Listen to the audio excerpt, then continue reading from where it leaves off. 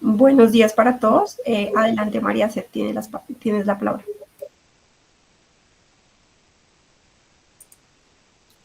Bueno, muy buenos días para todos. ¿Me escuchan bien? Sí, señora.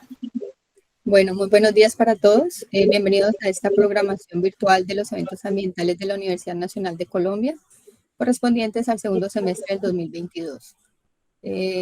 Un saludo pues a los compañeros del comité, a todos los que nos acompañan también en el Meet y el Facebook Live de la página del Sistema de Gestión Ambiental. Mi nombre es María Cecilia Valencia, soy la profesional de apoyo del Sistema de Gestión Ambiental. El día de hoy nos acompaña un invitado muy especial, quien nos hablará sobre la charla Metales en peces del Caribe colombiano y riesgo para la salud. Él es el profesor Néstor Hernando Campos Campos, quien es biólogo marino de la Universidad Jorge Tadeo Lozano, con estudios de posgrado de la Universidad de Kiel, República Federal de Alemania, miembro correspondiente de la Academia Colombiana de Ciencias Exactas, Físicas y Naturales, miembro del comité editorial revistas Ciencias Marinas y Costeras, maestría en Ciencias Marinas y Costeras, Escuela de Ciencias Biológicas, Universidad Nacional de Costa Rica. Él es editor asociado de la revista de la Academia Colombiana de Ciencias Exactas, Físicas y Naturales desde 2015, miembro del Consejo Asesor del Programa Nacional de Ciencia, Tecnología e Innovación en Ciencias del Mar y los Recursos Hidrobiológicos de Colciencias desde 2015 al 2019.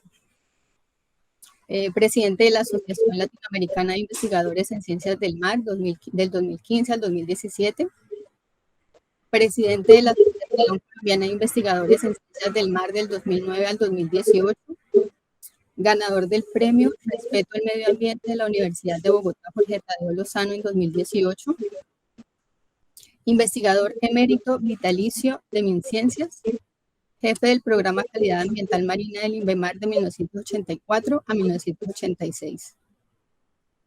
Profesor asistente y asociado de tiempo completo y dedicación exclusiva de la Universidad Nacional de Colombia del Instituto de Ciencias Naturales de Bogotá de 1986 al 2008.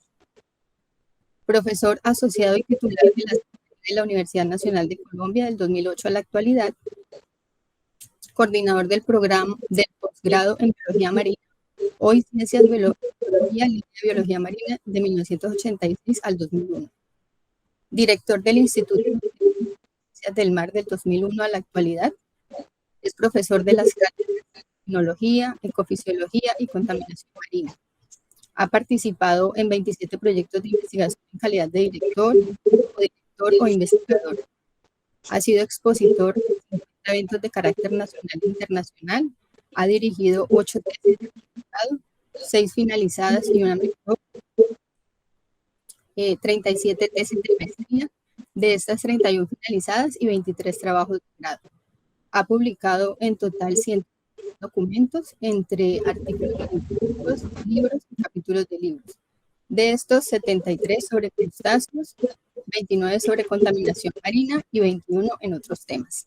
Le damos la bienvenida, profesor, y le damos la palabra para que pueda iniciar su presentación. Ok, María Cecilia, muy bien, muchas gracias por esa presentación. Un saludo a todos los presentes y a los que nos están escuchando vía la vía virtual. Voy a empezar por mirar un poco qué son los metales pesados. De los metales pesados, 106 elementos conocidos son por el hombre, 84 son metales.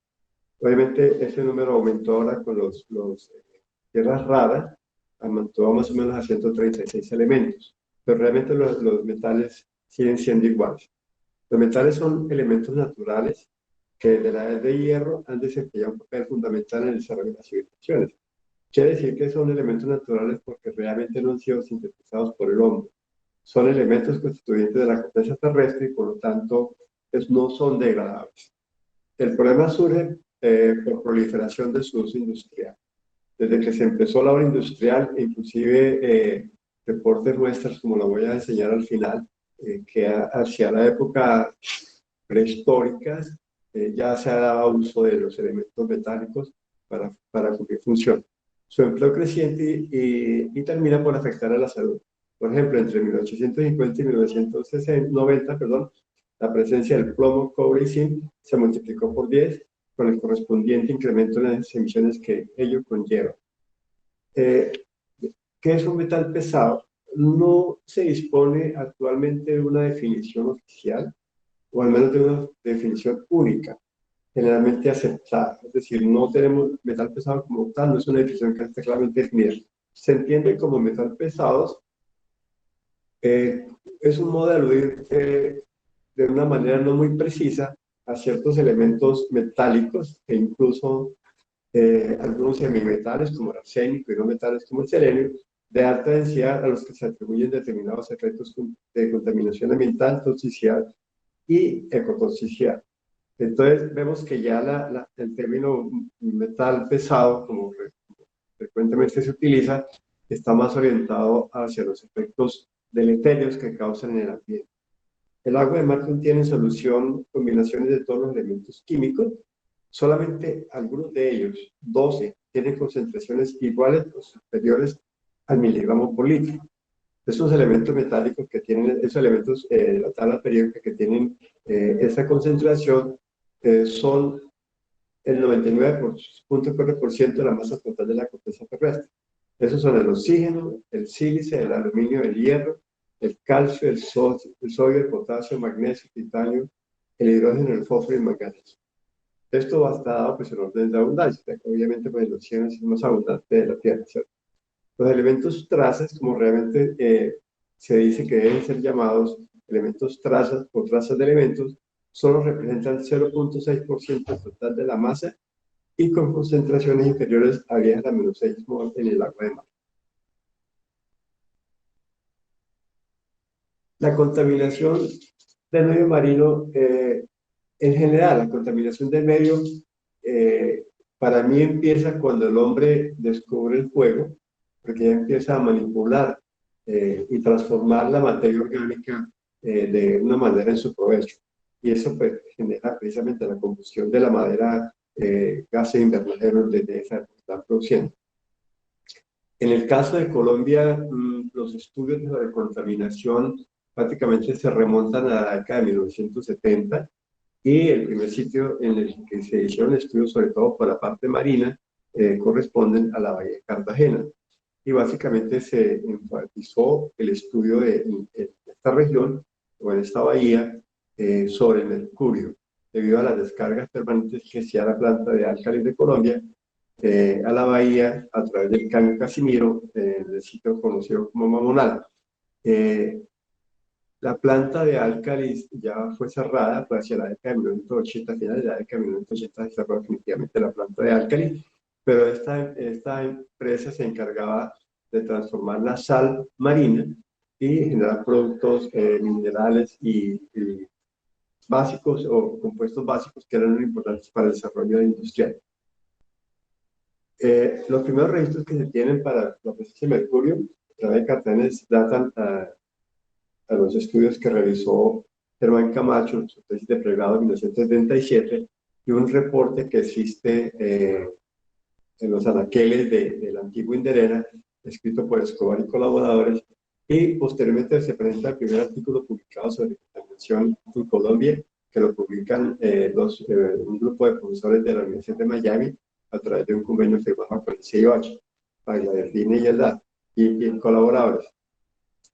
A partir del tiempo que se empiezan a realizar numerosos estudios sobre contaminación y básicamente se abarcan diferentes áreas de la problemática ambiental, como son los plaguicidas, los metales y estudios sobre microbiología.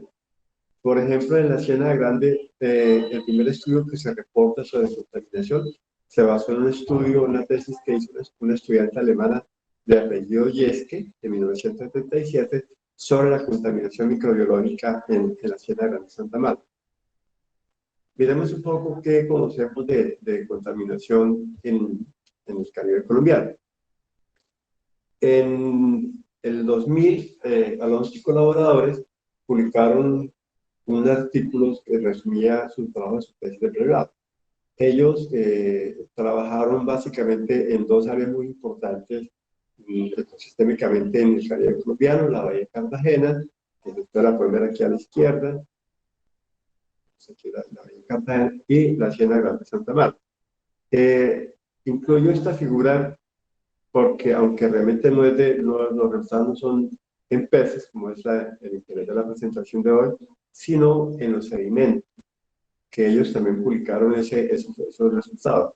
Solamente para mostrarles la gran diferencia que existía en el momento en que se hizo ese trabajo, se hizo hacia finales de 1996, más o menos 98, 96, y está mostrando claramente que los altos contenidos de mercurio en sedimentos son los resultados de mercurio en sedimentos, y que esa estación que tenemos acá está localizado en este sitio que corresponde precisamente al área industrial de Mamudal, Cartagena, y es de donde se descargaban directamente los contaminantes productos del procesamiento de la sal en la planta de Álvarez. Los otros valores fueron 4 y 5, que básicamente están relacionados con una cercana distribución en esta zona, que relaciona un poco como la distribución que causa la corriente en ese lado.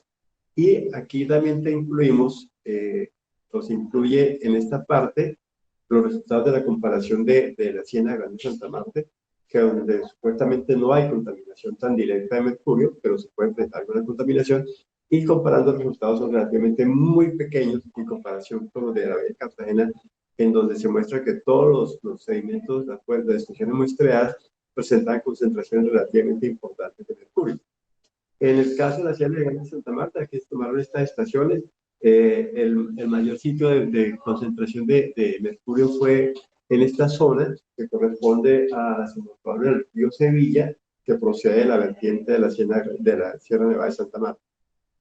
Lo importante de eso, pues entramos ya al tema de interés, es que en ese estudio se compararon dos especies de peces en los dos sitios de muestreo. Tenemos la Mugil incilis, que es la famosa lisa, aquí es muy famoso, en Cartagena es muy famoso, o aquí en la Ciénaga Grande de Santa Marta, la rodelisa, y Euguerres plumiere, que es una mojarra, la mojarra plateada, que es de alto consumo también en toda la franja costera del Caribe colombiano. Bueno, primero que hay que observar que en los dos casos, tanto en la Ciénaga Grande de Santa Marta como en la Bahía de Cartagena, las mayores concentraciones de mercurio se detectaron en la mojarra que en la lisa. Y eso se debe precisamente a la fuente de alimento de cada uno de estos organismos. La lisa tiene un ciclo muy interesante porque ella sale a desovar al mar y regresa. Los juveniles, los pececitos pequeños, cuando van regresando a la ciénaga, se alimentan de las partículas suspendidas en el agua, y cuando llegan a la ciénaga, entran a la ciénaga, se alimentan de los sedimentos. Ellos filtran el sedimento y extraen las partículas alimenticias del sedimento. Mientras que la mojarra es carnívoro de primer orden, ella consume almejas que están localizadas en los fondos de la ciénaga. Entonces las almejas pues han filtrado ya el agua y ya tienen una concentración relativamente más alta de lo que puede tener el sedimento de mercurio, por eso posiblemente las concentraciones más altas se den en la mojarra. Y lo otro interesante de ver es que, al igual que lo que se observó en los sedimentos, las diferencias en las dos especies entre los dos sitios de muestreo, Ciénaga Grande, Santa Marta y Cartagena de la Bahía de Cartagena, son muy grandes las diferencias, ¿cierto? Es decir, las separan completamente, y las menores concentraciones de mercurio en el músculo de los peces se determinó en la Ciénaga de Santa Marta. Este es otro estudio que se ha hecho con otros metales. Aquí tenemos la comparación de dos especies de peces. Son bagres, como los bagres del río, como el famoso Basa, que introdujeron ya al país, pero son dos especies de bagres que son marinos. En este caso tienen la ventaja de que son especies que viven exclusivamente en la Ciénaga Grande de Santa Marta, y por lo tanto pueden ser utilizados para estudios de este tipo. Miremos aquí el de la figura de la izquierda, corresponde al chivo mapalé, y encontramos las líneas que representan la variación de los contenidos de los metales cadmio, zinc y cobre a lo largo de 4 muestreos, periodos de muestreo, y vemos que hay una gráfica que era que líneas continuas, que es lo que corresponde a cadmio, que presenta una variación muy interesante, pero lo importante de ver aquí es que las concentraciones de cadmio son relativamente muy bajas frente a las de zinc y cobre, ¿cierto? Es decir, las concentraciones más altas son las de zinc, las de cadmio se multiplicaron por 1000 para que hacerla visible en la figura, y las de cobre se multiplicaron por 10 para hacerla visible en la figura. Y aquí tenemos el comportamiento a lo largo del año de los tres metales, pero esta vez en la otra especie de bagre, Ariosi bonilae, que se conoce como el chivo cabezón. Y aquí vemos el comportamiento, fíjense bien que el cobre también presentó una diferencia marcada entre el contenido de los valores. Tiene que ser multiplicado por 10 para hacerlo más visible, pero realmente si nosotros comparamos lo que son el zinc y el cobre, van a presentar valores relativamente mucho más altos, como lo presentan en el caso del chivo cabezón. Mientras que en este caso, pues el cambio es relativamente mucho bajo, aun cuando los valores pueden ser más o menos parecidos. Y en esta tabla, esencialmente, pues para que veamos los valores reales, se presentan los contenidos que se midieron en tanto el chivo cabezón como el chivo mapalet. Tenemos los valores y las variaciones que se presentan. Este otro estudio que se hizo, pero ya con otras dos especies de peces, aquí en este caso se incluyó la mojarra plateada, que es la que se consume, que corresponde a las columnas en rojo, y la lisa, que corresponde a las columnas en verde. Aquí se midieron metales cobre y zinc.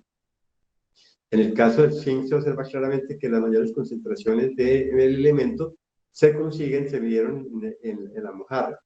La línea continua roja está mostrando los cambios en la variación de la salinidad a lo largo del periodo de tiempo, porque es una zona de intercambio de agua dulce y agua de mar, por lo tanto la salinidad fluctúa mucho. Y vemos que claramente hay un efecto hacia los extremos. No hay una relación clara digamos, el cambio de salinidad, pero la relación más, se va a ver más el efecto que tiene el descarga de agua continental hacia estos ecosistemas y que las enriquece, de manera que viene una época de crecimiento muy grande. Y en relación con la parte del cobre, hay cambio en el comportamiento de las especies, es más abundante, ligeramente más abundante en la lisa que en la mojarra. Esto obviamente pues tiene relación posiblemente con el origen mismo del tipo de alimento que tienen, que posiblemente el cobre sea un elemento mucho más disponible en el caso para la lisa. Ahora, lo interesante de todo esto es que al evaluar la entrada de metales hacia la Ciénaga Grande de Santa Marta, se comprobó que la mayor entrada de cobre se presenta por los ríos de la Sierra Nevada de Santa Marta, es decir, del costado oriental. Y la razón es precisamente porque el cobre fue utilizado o es utilizado como un fungicida para combatir las enfermedades de los cultivos. Puede ser chigatoca negra o ¿cómo se llama? El café, la roya, que son dos hongos. Entonces, el cobre, las sales de cobre son utilizadas como fungicida. Este otro estudio, básicamente es el de Pinzón, que se publicó en el 2020. Él hace un estudio de varias especies de peces en la Ciénaga Grande de Santa Marta y muestra resultados relativamente preocupantes, ¿sí? Por ejemplo, para el caso de la lisa, los valores de arsénico, que es un tóxico, tiene valores muy altos. Esta es la primera vez que se medía arsénico. Los valores de cadmio son relativamente mucho mayores que los que se registraron en estudios anteriores, por los productores que están en la parte inferior. En este caso, pues correspondería a Hernández Campos. Ahí, perdón. Y igual sucede con mercurio. Se presentan valores relativamente muy altos de mercurio, que realmente pues aquí no se detectaron las concentraciones tan altas. Bueno, sí, el caso de estudio de Alonso y colaboradores, se detectaron valores que desde el límite de detección hasta 68 microgramos por gramo, que son de todas maneras más altos que lo que detectaron, que presenta Pinzón y lo otro es que incluyeron especies como por ejemplo el saba, el macabí, que tenemos acá, el róbalo este es el róbalo, y presentar los mayores valores de mercurio. Esto obviamente juega un papel nuevamente importante el tipo de alimento que ellos quieren. Estas dos especies, el róbalo y el macabí, son carnívoros de último nivel. Entonces nosotros tenemos, por ejemplo, la lisa, que se alimenta de los sedimentos, la mojarra, que se come los bivalvos, que se conocería como un consumidor primario, y tenemos ya el róbalo y el camacabí, que son consumidores de último nivel, es decir, están al final de las cadenas tróficas, y ahí estamos mostrando claramente una amplificación de los valores de mercurio en ellos. Plomo, encontramos valores relativamente muy altos en el sábal, perdón, en macabí. Y en fin, pues fue interesante el estudio porque hemos estado resultados de otros elementos y otras especies que estaban de haber sido incluidas hasta ahora. Igualmente, ellos hicieron el cálculo de dos variables. El HI, que es el factor de riesgo, vamos acá, factor de riesgo para cada uno de los elementos, y para, y para áreas. ¿Sí? Entonces, además de eso, encontraron una desviación estándar que es relativamente muy alta, ¿cierto? Una desviación estándar de 110 es relativamente muy alta. Eso tiene una explicación. Es que, en primera medida, si ustedes miran lo que está resaltado aquí en diferentes tonalidades y diferentes intensidades de tinta, se relacionan a áreas. Entonces, por ejemplo, aquí tomaron la bahía interna de Cartagena, la bahía de Cartagena, Mamón Álvaro, toda la bahía de Cartagena, y de eso sacaron un solo valor. Entonces, pues ya hay un error, porque es que realmente en este caso no es viable unir sitios de muestreo, porque realmente pueden ser muy diferentes. Y lo otro, que son las 5 especies diferentes, de esas 5 especies diferentes sacar estos valores. Por eso esas divisiones están tan altas. La razón de por qué lo hacen, simplemente porque, esto no quiere pasar ahora, no sé qué pasa. Perdón un momentico, esto no quiere, me vuelvo a anotar. Ok, el índice mostró esos valores que se presentan ahí, ¿cierto? Que las concentraciones están variando muy fuertemente. Y lo otro es que el índice de riesgo, que es una medida de la toma diaria de contaminantes sobre la dosis o la alta referencia. Eso quiere decir que la dosis o la alta referencia son los valores límites permisibles que dan las entidades para consumo. Y dicen que los valores de punto 3 es el valor promedio y que el valor debe ser mayor que 1 si se consideran diferentes metales, ¿cierto? Entonces, por eso es que mezclan los diferentes valores para poder llegar a un solo valor.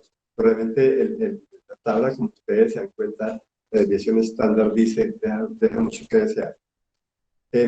Aquí tenemos ya el factor de bioconcentración que nos presentan, en este caso, otro estudio que usó Fernández y colaboradores también en el mismo sitio.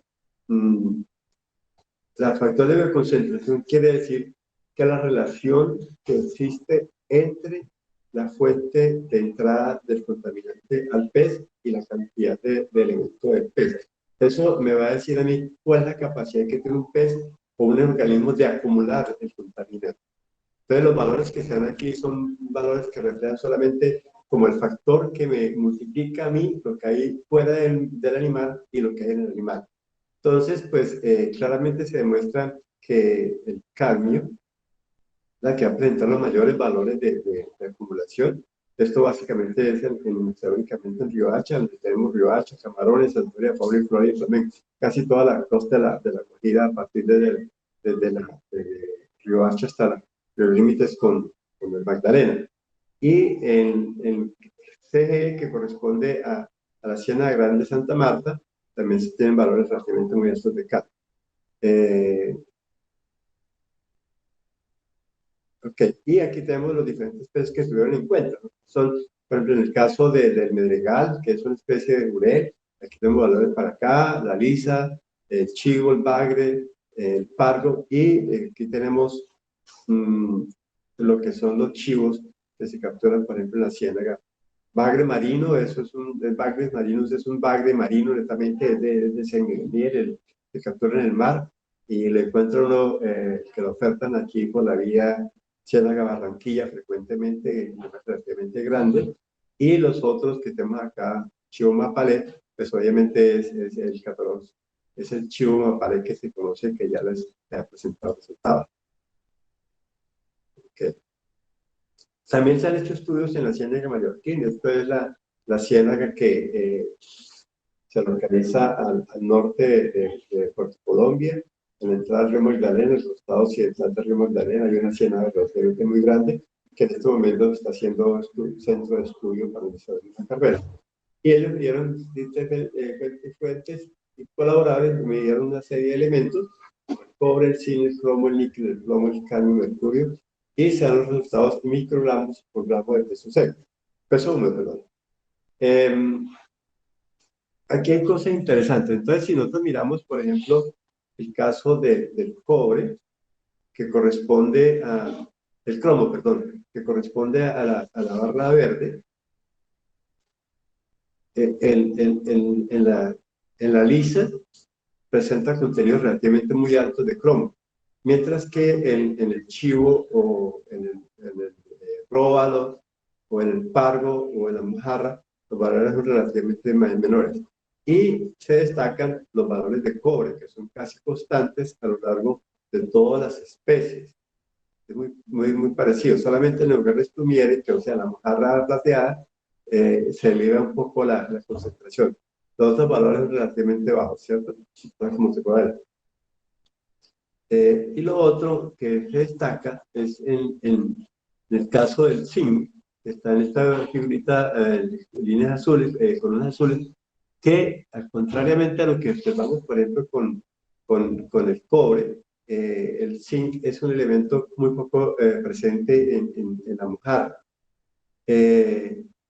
Pero si nosotros comparamos concentraciones de zinc con el cadmio, que el cadmio corresponde a este anaranjado, son relativamente muy bajas. Elementos son elementos que están asociados, el zinc con el cadmio. Y aquí tenemos los valores de mercurio que muestran claramente cómo la concentración va aumentando, aumenta hacia los organismos consumidores. Tenemos el pargo, tenemos el róbalo, y aunque esto difiere un poco difiere de los resultados que presentaron lo anterior, que demostraban que, por ejemplo, el róbalo presenta las mayores concentraciones y los pargos, pues obviamente son carnívoros de último nivel.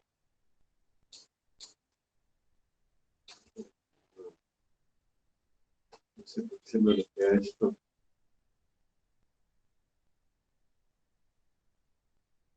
Qué pena, pero se me está bloqueando este ok. Ok. Otro estudio que se hizo fue en el Golfo de Urabá. Midieron metales pesados en varias especies de peces. El Centropomos undecimal es el róbalo, Carancipho es un jurel, Converambolo brasiliense es un bonito, una pariente de los atunes, Lujalos es un pargo, Carans es otro jurel, Megalos atlántico es el tarpón o el sábado, el Orsauro el macabín, y Epinefelos y Tayara es una especie de glebo. En todo caso, miremos aquí un poco cada uno de los aspectos. Los autores plantean dentro de la gráfica de cuadros de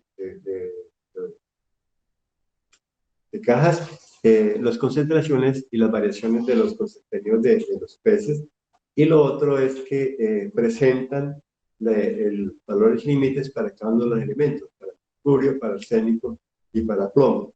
Entonces miremos el caso del mercurio, que es la gráfica que está localizada en la parte superior izquierda. En ello vemos que claramente los contenidos en el jurel, que es Carancipus, que es la caja cercana al eje de los X, de la Y, perdón, presenta valores muy altos de mercurio y superaba completamente los valores límites permisibles. Igual sucede con el sábalo, que es la segunda caja, mientras que para los demás peces los contenidos de mercurio son relativamente, no están por debajo del límite permisible. En el caso de arsénico, todos los valores que se midieron, que se detectaron en los peces, están por debajo del valor límite permisible. Pero nuevamente aquí está el valor límite permisible. Y en el caso del plomo, para todas las especies de peces que midieron, los contenidos están por encima del valor límite permisible. Aquí tenemos la línea del límite permisible, están por debajo de ese valor. Hubo un estudio en que una estudiante de doctorado, ella comparó el flujo de mercurio a través de las fases tróficas de origen detritívoro, es decir, de los sedimentos, y detritívoro y plantívoro, es decir, que se alimentan de los suspendidos en la columna de agua. Ella midió contenidos en sedimentos, en material suspendido, en plancton, en cada una de las especies de peces capturadas, y pudo llegar a las siguientes conclusiones. Aquí la tabla, la figura de barras, está mostrando la diferencia tan marcada que existe entre los diferentes niveles tróficos de cadena. Obviamente, las cadenas, tanto detritívoras como plantívoras, se van a unir posteriormente, porque realmente lo que consumen los detritívoros van a pasar nuevamente a la cadena a ser consumidos por los demás. Y los plantívoros pues, se integran ya prácticamente en la tercera columna, corresponden ya a la integración de los dos orígenes. Tenemos omnívoros detritívoros, es decir, que consumen de todo, los carnívoros primarios que se consumen los anteriores y los carnívoros secundarios. Pero los carnívoros terciarios ya los contenidos de mercurio son muy altos. Aquí tenemos, por ejemplo, el valor máximo del factor de bioacumulación o bioconcentración, es más, tanto para mercurio como para metilmercurio. Y tenemos especies, por ejemplo, como esta es una especie dependiente de jureles, de los jureles, se determinaron las concentraciones máximas o los valores máximos de factor de biomagnificación en el mercurio. Cual quiere decir que el mercurio en su forma inorgánica, como tenemos acá, es 1.4, sencillamente el pez tiene esa capacidad de concentrar el mercurio total. Yo lo mido y mido cuánto del medio absorbió. Pero si yo miro integralmente todo el transporte que ha sucedido en las cadenas tróficas, se conoce biomagnificación. Y mira el factor de biomagnificación, es decir, el contenido que el pez me está mostrando es 12.2 veces más alto que o bien el plancton o bien el sedimento. Esto muestra claramente el proceso de transporte de mercurio a través de la cadena trófica de la vía Cartagena y está demostrando cómo el factor de biomagnificación entre los diferentes niveles. Esto pues obviamente se integra para mirar finalmente cómo es el proceso del valor total. Y aquí está el transporte de cómo se transporta o transfiere el mercurio entre los diferentes niveles procedentes de la cadena planctónica, del plancton. Entonces, eso pues llevó a unas conclusiones que son las siguientes. El mercurio y metilmercurio se acumulan y magnifican activamente a través de los niveles tróficos de los ecosistemas acuáticos. El poder de magnificación en la cadena trófica de la vía Cartagena para el mercurio total es de 240.94 veces. Quiere decir que el contenido de mercurio que se determinó, de metilmercurio que se determinó en el sedimento, se multiplicó 240 veces en los peces de último nivel, carnívoros. El poder de magnificación en la cadena trófica planctónica, es decir, que se alimentan de las microalgas que están suspendidas en la columna de agua, el factor de biomagnificación de 4.4. Quiere decir que en ese momento el proceso de transmisión de mercurio es mucho más efectivo de lo que se origina en los sedimentos. Posiblemente, ¿por qué? Porque posiblemente el sedimento se va a originar más mercurio orgánico, que es el que más fácil se transfiere en las cadenas tróficas a través de la alimentación. Por eso es el riesgo para el consumo humano. Y debido a que en el sedimento pues, hay procesos de actividad bacteriana que toman el mercurio inorgánico en forma metálica y lo convierten en mercurio orgánico. Entonces, hay mayor disponibilidad de metil mercurio o de mercurio orgánico en sedimentos, que es lo que va a favorecer finalmente la transferencia. Obviamente, esto se relaciona con el mercurio total, porque nosotros tenemos en los peces que hay una parte que está inorgánica y que otra parte que está orgánica. Entonces, de eso va a depender exactamente la capacidad que tenga de transferencia. Y en contexto global se detectó que el factor de biomagnificación de mercurio a través de todo el sistema trófico de la Bahía de Cartagena es de 5.35 después de integrar todos los resultados. Básicamente se detectó y se comprobó que la transferencia de mercurio, la magnificación, está relacionada prácticamente con la concentración de mercurio en el origen, es decir, en los sedimentos y en las algas, y el nivel trófico en organismos. A medida que tenemos mayores niveles tróficos, entonces vamos a tener mayor contenido de metilmercurio. También se detectó que en todos los organismos de la Bahía de Cartagena, los que se estudiaron, como les dije, esto se hizo un estudio muy grande, que fue sedimentos, algas con material suspendido, organismos del plancton, etcétera, etcétera, para ver cómo es la transferencia. Y se detectó que básicamente que todos los organismos de la Bahía de Cartagena pueden potencialmente biomagnificar metilmercurio. Quiere decir eso, que hay una transferencia del mercurio orgánico a través de la vía alimenticia, porque la magnificación se da principalmente por transferencia de un contaminante a través de la vía alimenticia, mientras que el mercurio inorgánico no entra por la vía alimenticia, por el estómago, por el intestino, sino que entra por la branquia, básicamente. Y lo que les enseñamos que sencillamente la transferencia de mercurio, el mercurio es mucho más importante desde las cadenas tróficas procedentes del ventus que las cadenas tróficas del tallo. Ok. En otro estudio se miró el papel que juega el tiburón Rhizopronotum porosus, localizado o situado en el último nivel trófico de las cadenas tróficas, sobre el flujo de metilmercurio y la transferencia en las redes tróficas del Caribe colombiano. Para ese fin se seleccionaron 3 estaciones, una en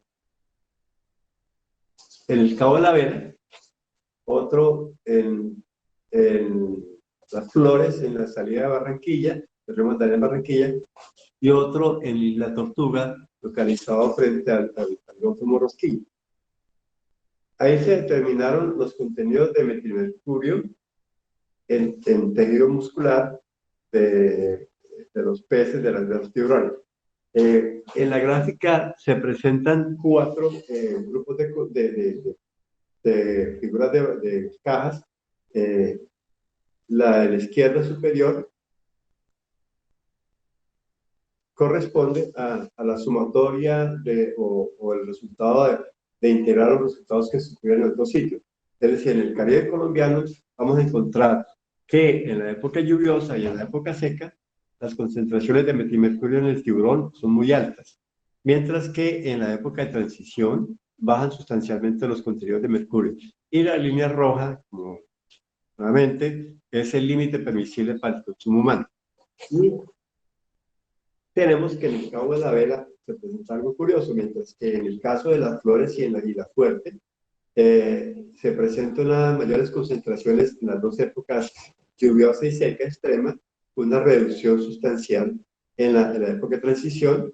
En el Cabo de la Vela existe todo lo contrario, las mayores concentraciones se presentan en la época seca. Eso nos figura una pregunta de por qué ese comportamiento. Lo que logramos dilucidar es que la zona de La Guajira tiene una alta influencia de una surgencia. Y una surgencia quiere decir que el agua submarina que viene prácticamente pegada al fondo, corriendo por el fondo del mar, va a interactuar mucho en la relación sedimentos, agua circundante.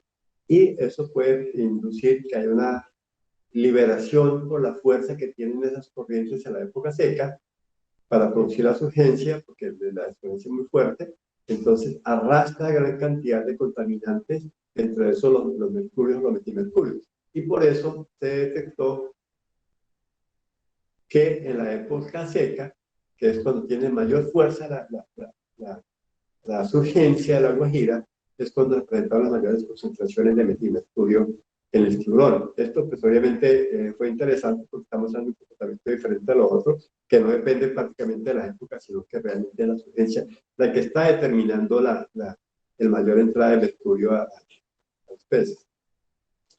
Y para ver exactamente cuál es la procedencia de ese metimercurio, pues obviamente nosotros tenemos que entrar a ver cuál es el origen del mercurio que puede estar tomando. Y como ya hablamos, el metilmercurio es un compuesto orgánico que se transfiere principalmente a través de las cadenas tróficas, es decir, que se absorbe a través del alimento. Entonces tenemos que ver que la principal fuente de entrada del contaminante de metilmercurio a los tiburones pues iba a ser el alimento. Entonces, a esos mismos peces, a esos mismos tiburones que se estudiaron, se les sacó todo el contenido estomacal, se les abrió el estómago, se les sacó todo el contenido del estómago, se hizo un macerado y de ahí se extrajeron las muestras para hacer determinaciones. Curioso de todo es que la cantidad de metimercurio que tenían el contenido estomacal era muy bajo en relación a lo que encontramos en el músculo del tiburón. Por ejemplo, aquí tenemos nuevamente el pool de total, de todas las tres estaciones se mezclaron para ver el pool, para poder comparar con este comportamiento de acá, el de total. Y vimos que realmente todos los valores, pues la mayoría de los valores están por debajo del límite permisible.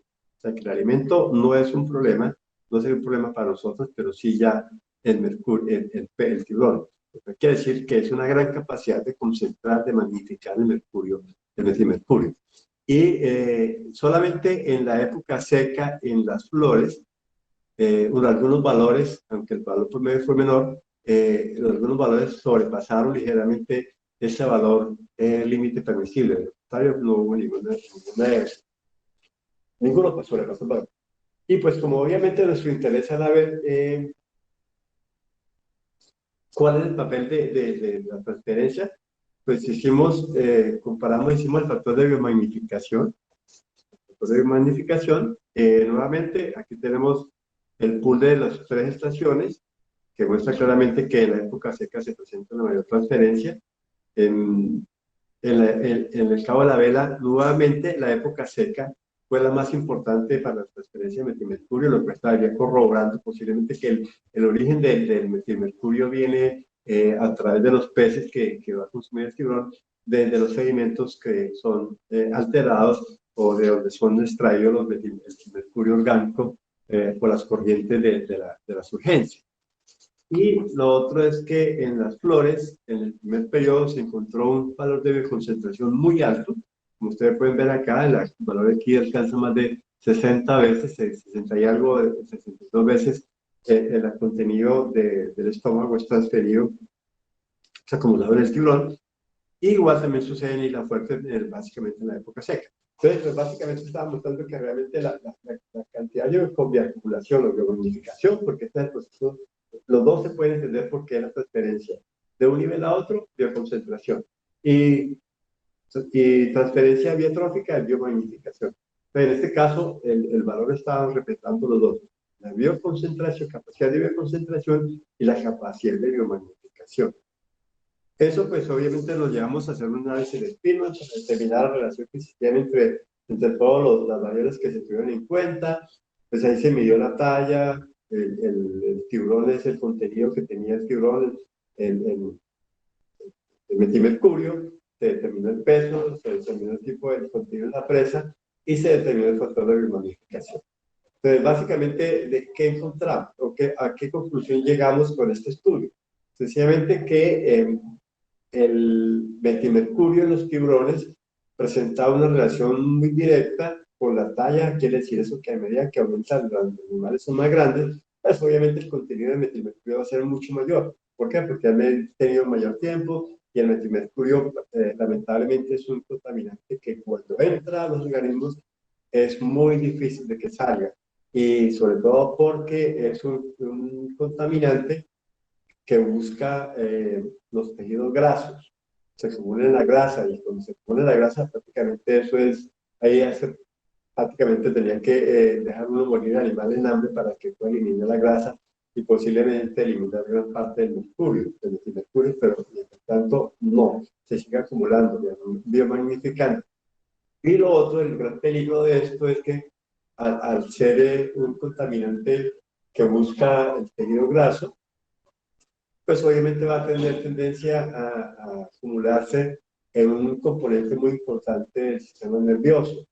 Y es que las neuronas del cerebro se unen entre sí por los axones. Es decir, esa raíz ramificada que tienen ellos, las neuronas son los axones, se unen entre sí y la unión que hay entre esos axones se mantiene permanente porque hay capas de mielina, que es un ácido graso, que las envuelve para evitar que estén conectadas, para permitir que estén conectadas y que no se va a perder la transferencia de los impulsos nerviosos entre uno y otro neurona. Ahí se acumula y por eso es que tiene gran afectación en el sistema nervioso, el metilmercurio, ese es el peligro. Y entonces obviamente pues lo importante es que el poder de biomagnificación mostró una alta relación, es decir, que está muy relacionado la transferencia vía tracto digestivo de metilmercurio de las presas que comían ellos a el tejido muscular. Ok.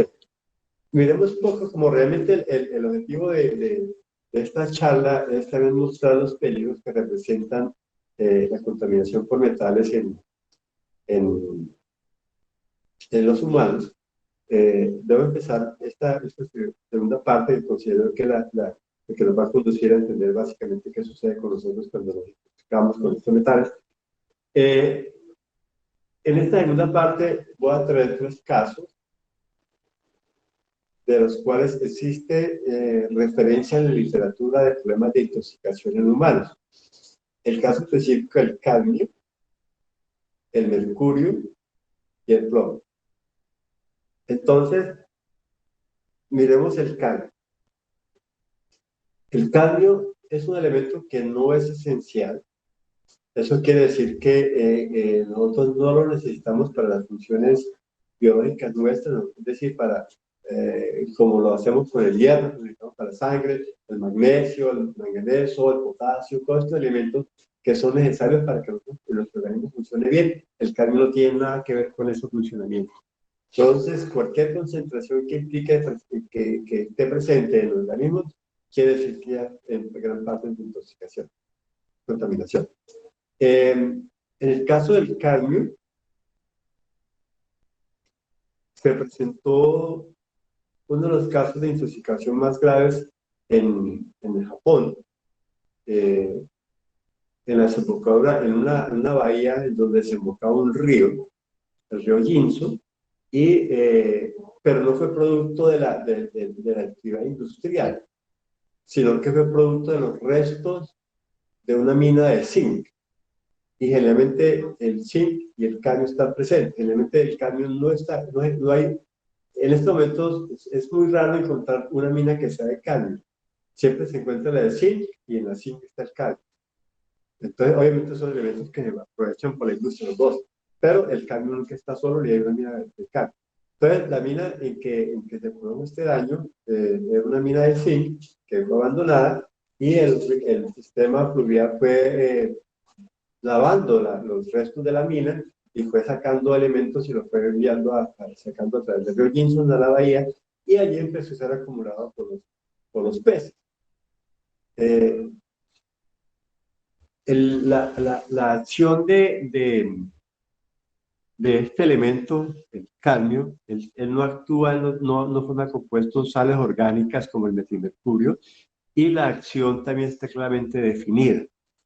Cuando el cadmio entra a los organismos, cualquier organismo, inclusive los primeros organismos en los que se detectó la forma como actuaba el cambio en ellos fue en caballos, en este mal, o en el ganado se detectó. Y lo primero que se detectó es que la presencia de cadmio en el organismo desencadena la síntesis de unas proteínas que le sirven como desintoxicantes.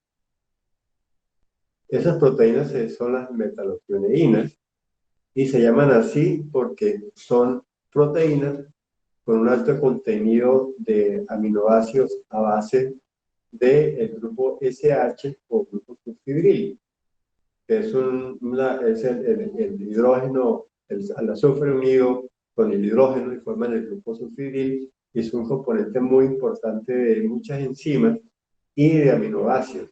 Entonces, cuando se presenta intoxicación por cadmio, los organismos tienen la capacidad de responder sintetizando ese tipo de proteínas con un alto contenido de esas aminoácidos, de las cisteínas, casi en un 60%, y la función que hacen sencillamente es prestarse para intercambiar el grupo sulfibril, el grupo SH, por el cadmio, y lo trata. Eso es lo que sucede, por ejemplo, con el cadmio, sucede con el mercurio inorgánico, que es atrapado de esa manera y es llevado, es filtrado nuevamente, por ejemplo, los riñones, es filtrado en los diferentes órganos que se limpia, se depura la sangre, hígado, riñones, etc. Entonces, las consecuencias finales que se han detectado, que se detectaron con la contaminación por cambio, tienen en gran parte relación con ese proceso. La formación de esas metallothioneínas, que se llaman así porque son proteínas diseñadas para atrapar metallothioneínas, y la filtración, el órgano de filtración. Entonces, estos datos prácticamente han sido producto de gran parte de estos estudios, de la consecuencia de esta intoxicación. Aquí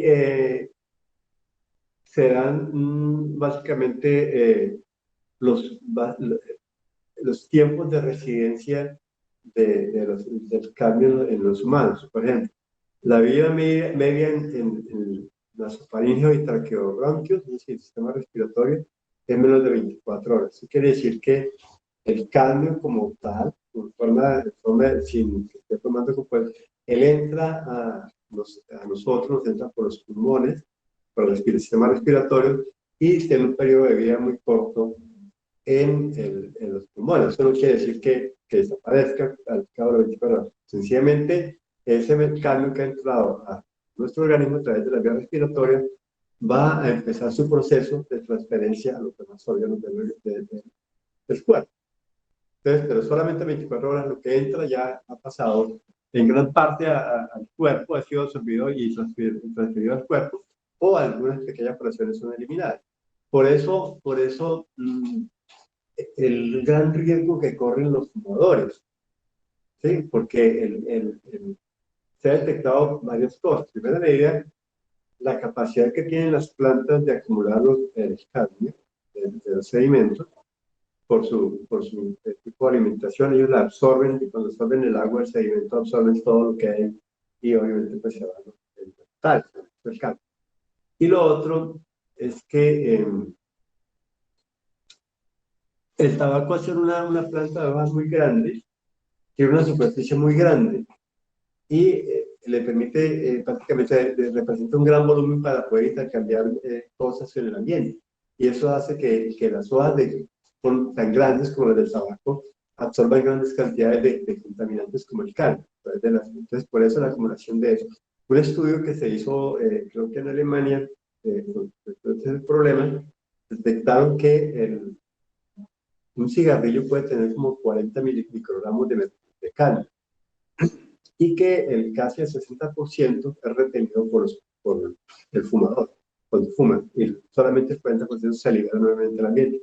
Entonces, eso pues representa básicamente una de las grandes entradas de cadmio al organismo. Bueno, el tiempo de permanencia en la sangre, que es el medio de transporte, esencialmente llega allá, pasa a los pulmones, entra a la sangre y es transportado, el tiempo de permanencia de los fluidos es más o menos de 2 a 5 meses. Es decir, la sangre mientras es transportado en diferentes tejidos. La sangre es solamente un medio de transporte para él. En el riñón, que es donde se van a acumular mayor cantidad del cadmio, el tiempo de permanencia, si digo yo, hoy me comí tanto cadmio, ¿cuánto tiempo me va a durar y lo voy a eliminar del riñón? Tienen que pasar 60 años. De manera que eso está conllevando precisamente que se presente también la acumulación, en el caso nuestro, en los humanos, del cadmio en un tiempo, y que las concentraciones que podemos llegar a alcanzar son muy altas.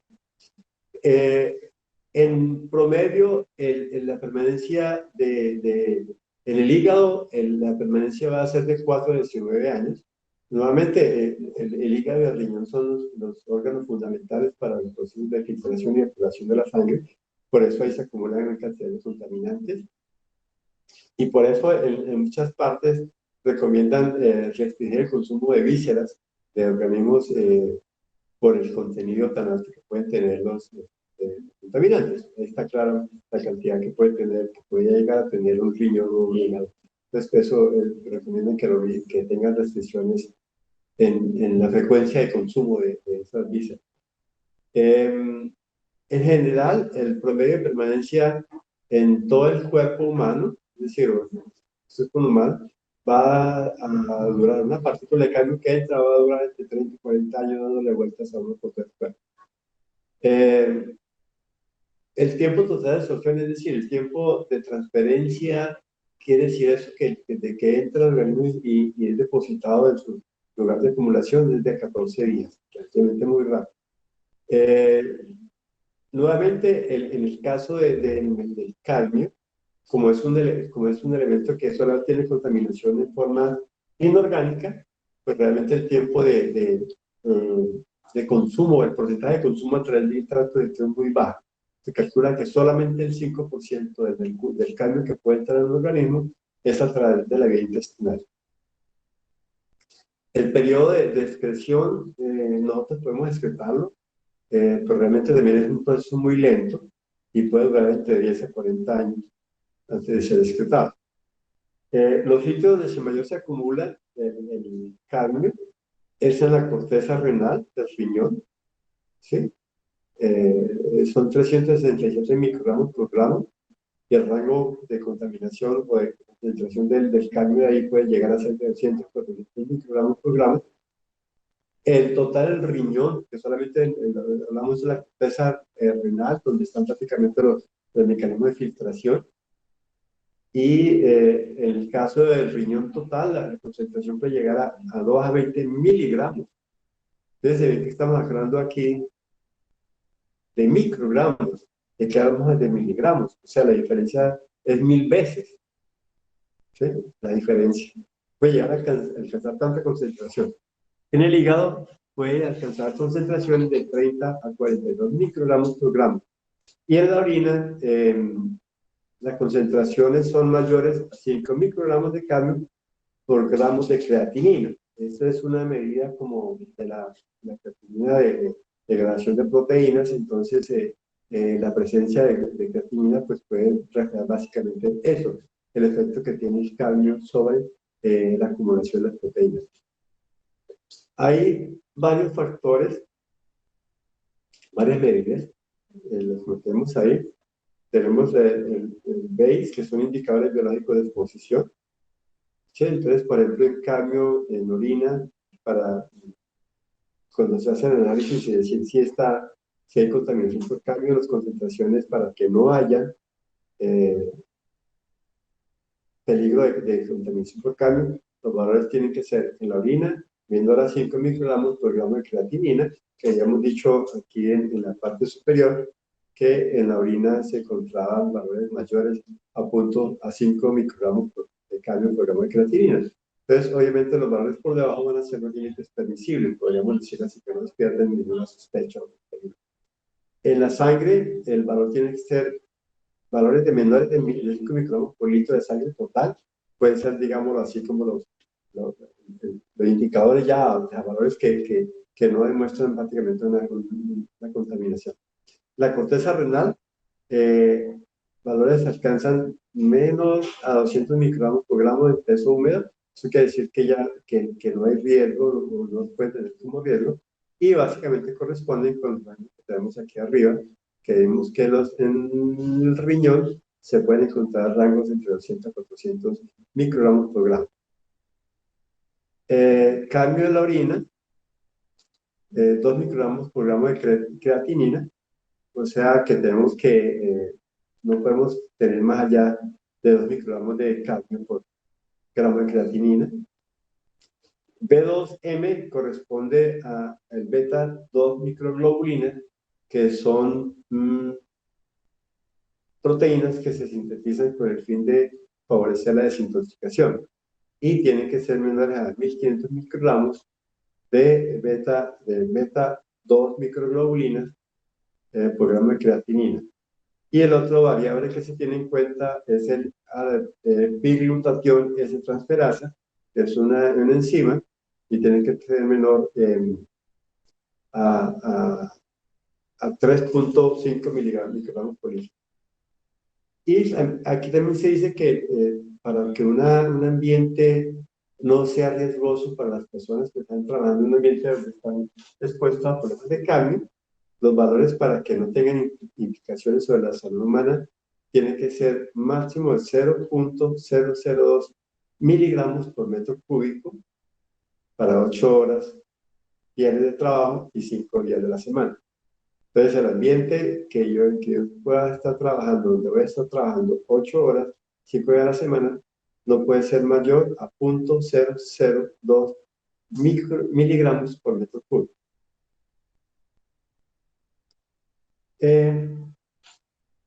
Uno no sabe si realmente tomar esto como algo positivo o no, pero a raíz del problema que se presentó en Minamata, en el río Jinsu, perdón, eso permitió poder llegar a describir exactamente qué está pasando en los organismos humanos cuando se presenta contaminación por mercurio. Esta tabla reúne prácticamente todos los efectos que se presentan por la contaminación por el cadmio. Entonces, aquí tenemos en la parte superior izquierda el órgano o el tejido en el cual vamos a mirar esa afectación. ¿En dónde se puede ver reflejado esa afectación? En la orina y en la sangre. ¿Y cuáles son las consecuencias? ¿Cierto? O sea, los órganos y tejidos y funciones secundarias. Entonces, el órgano afectado, por ejemplo, en el intestino, se inactivan los procesos de reabsorción de hierro y calcio. Entonces, ahí ya empezó el problema. Porque si no reabsorbemos el hierro y reabsorbemos el calcio, pues vamos a tener problemas gravísimos que se van a ver reflejados en la hemoglobina, en la sangre, porque no va a bajar la hemoglobina, y los eritrocitos se van a ver afectados por el calcio. ¿Y dónde las consecuencias? Pues sencillamente que va a conducir a una anemia. El otro órgano en donde se ve reflejado los efectos del cadmio son el riñón, en donde es detectado daños crónicos, atrofia de túbulos. Sabe muy bien que el riñón, la función que cumple es filtrar la sangre para eliminar los desechos y retener las proteínas, todos los productos orgánicos útiles para el organismo que no son desechos, ¿cierto? Eso se hace a través de microtúbulos que pueden tener el tamaño de nanómetros, los microtúbulos, y corren uno paralelo al otro. Y lo otro es que la corriente es diferente, es decir, por uno sube y por el otro baja. Y ese efecto de subir uno y bajar el otro se conoce como el efecto de contracorriente. ¿Y qué quiere decir eso? ¿Qué facilita eso? Sencillamente que por la diferencia de concentraciones, por ejemplo, el que va saliendo, el que va subiendo, es el que viene del organismo con todos los productos todavía sin filtrar y tiene, por lo tanto, va a tener concentraciones mucho más altas. Y el que va bajando en la otra dirección, como está bajando, como ya viene con contenidos muy bajitos, y eso sencillamente hace que se pasen de la parte concentrada a la parte donde está diluido y empieza a recuperar los compuestos. Eso es lo que es el sistema de contracorriente. Entonces, es lo que estamos haciendo ahí. Cuando se atrofian los túbulos, es decir, los encargados del principio de la contracorriente, pues van a haber problemas de absorción, de reabsorción, de recuperación de elementos, de sustancias.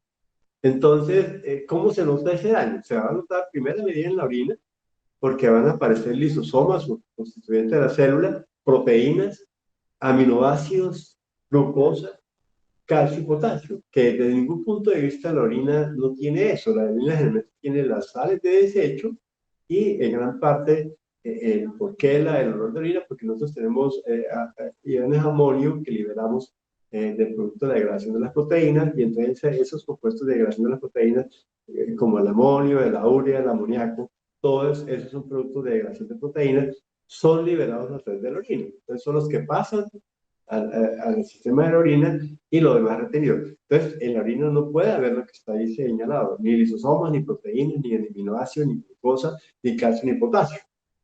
Porque si lo hay, porque está funcionando mal el riñón.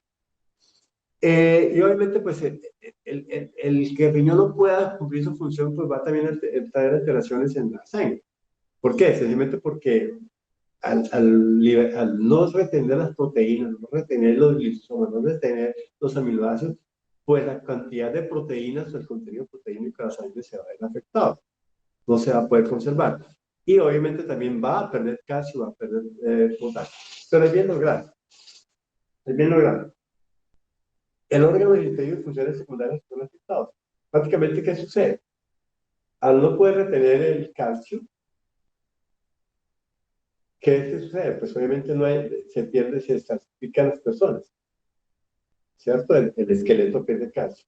Se producen deformaciones en los huesos, se produce acortamiento de los huesos y se producen rupturas. Muy frágil los huesos y se parten. Entonces son deformaciones, acortamientos, rupturas. Y eso trae como consecuencia que de ahí se origine el nombre de la enfermedad que produce el cáncer, que es la enfermedad en japonés de Itai-Tai, y que transferido o traducido al español quiere decir enfermedad de Ayayay, como si estuviesen quejando. ¿Por qué? Por los dolores intensos que causan ese efecto que tiene el cáncer. Primero, mediante producir deformaciones, pues obviamente la persona va a caminar mal, va a fracturar todo. Al producir acortamiento, se reduce el tamaño de la persona. La persona se reduce el tamaño, pero los órganos no. Entonces empieza a comprimir los órganos internos. Es acortamiento. ¿Cierto? Y eso produce, teóricamente, o lo que dicen es que produce un dolor horrible. Y lo otro es que produce la ruptura de los huesos. La fractura prácticamente es insoportable, ¿no? Y lo otro que también vemos ahí es la pérdida de potasio. Potasio es fundamental en el transporte de los impulsos musculares. El potasio y el magnesio son los elementos que se encargan prácticamente de que la fibra muscular funcione. Entonces, todo lo que nosotros funcionamos son iones, y que los iones son importantes. Pero si hay unos que no, como el calcio. Pero si los perdemos, tenemos consecuencias. Por ejemplo, ¿qué sucede cuando hay una pérdida tan grande de potasio? A través se desaparece el potasio. Pues sencillamente que se va a producir una elevada permeabilidad de la membrana, porque hay un funcionamiento que se conoce como la potasio-sodio, que es lo que regula prácticamente la reabsorción de sus iones. Entonces se va a perder la eliminación de agua y sal.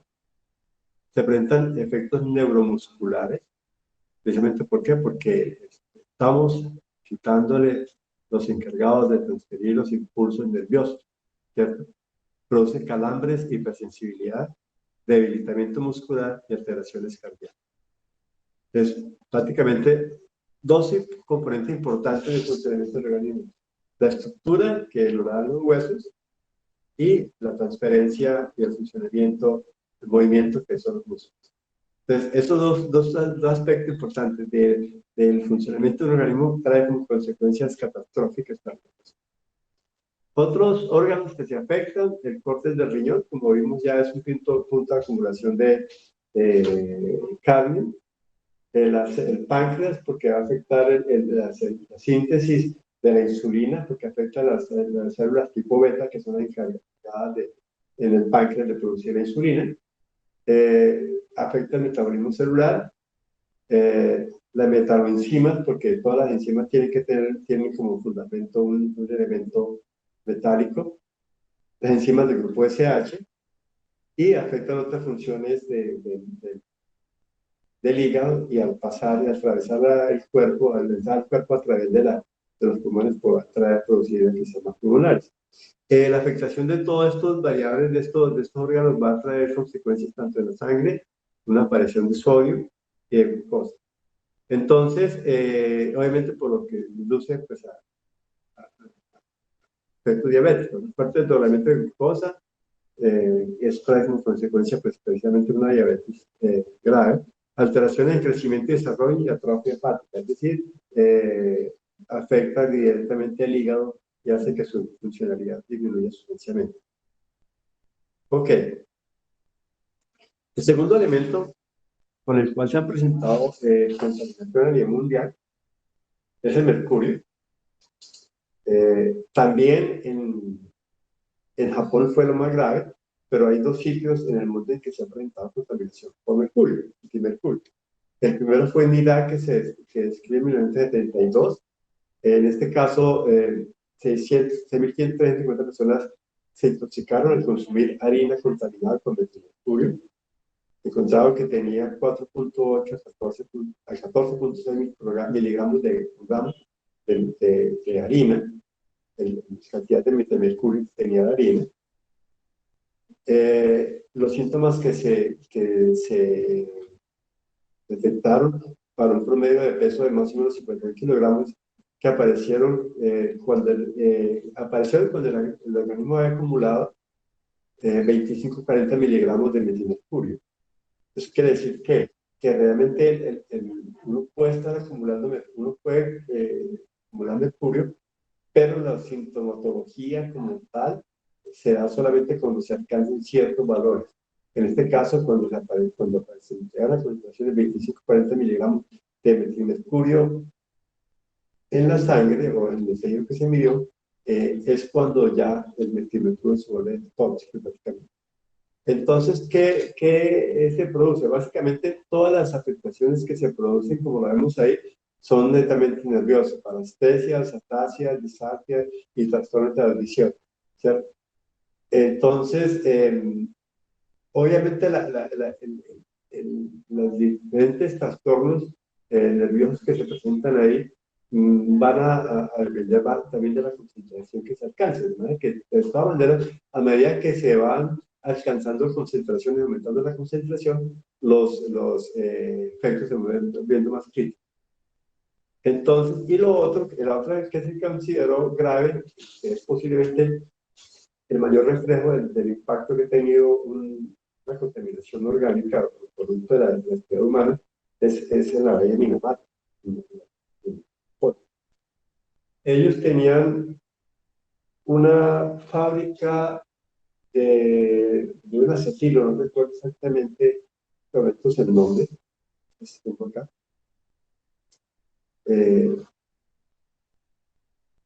No, ellos fabricaban un polivinilo o algo así, y utilizaban el metilmercurio como un compuesto muy importante de síntesis.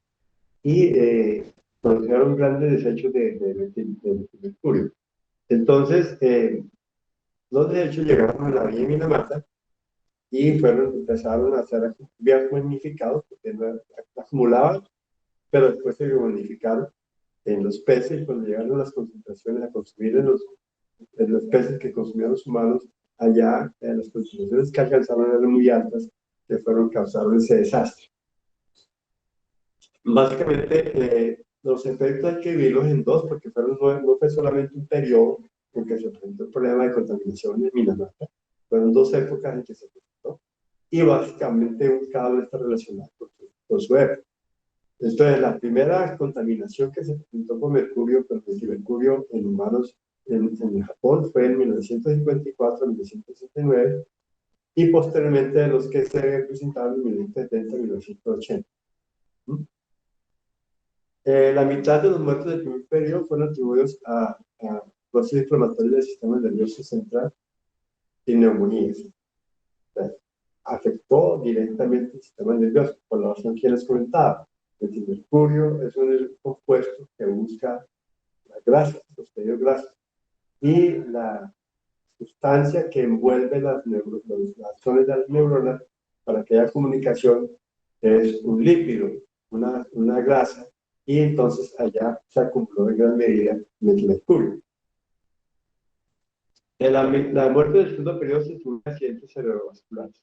Pero fíjense bien, independientemente de que sean el sistema nervioso central, los dos tuvieron que ver con problemas del sistema nervioso cerebrovascular. ¿Sí? Eso es claro. La edad de la muerte del primer grupo fue 45.4 años en hombres y 26.4 en mujeres.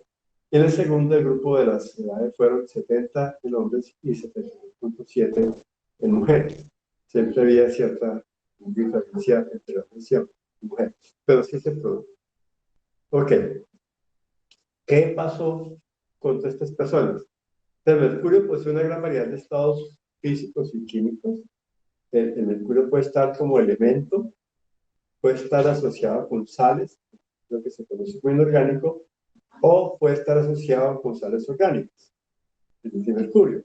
Y todas tienen mecanismos diferentes de acción. El mercurio orgánico y fundamentalmente posee una toxicidad mucho más elevada que el mercurio elemental y los compuestos inorgánicos. Es decir, que de los tres que hemos mencionado arriba, elemental, inorgánico y orgánico, el orgánico es el más tóxico para los humanos.